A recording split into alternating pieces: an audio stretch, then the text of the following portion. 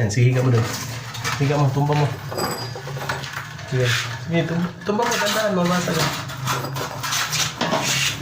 Yan ang sinasabi ko guys, oh.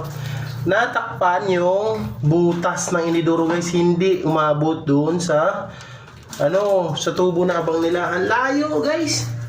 Ganyan lang naging butas niya. Kaya pag nag-drain ka, tagal bago ma-flush. No, napupuno mo na yung inidoro bago ma-flush. Ayan oh. Wala nang butas, natakpan na oh.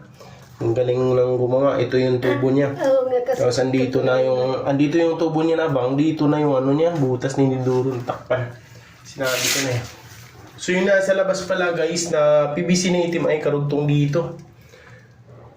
Ayun ang pinaka niya, sipsipan siguro yun. Yun ang pinaka-sipsipan niya papuntang Pusinigro. Yung layo naman.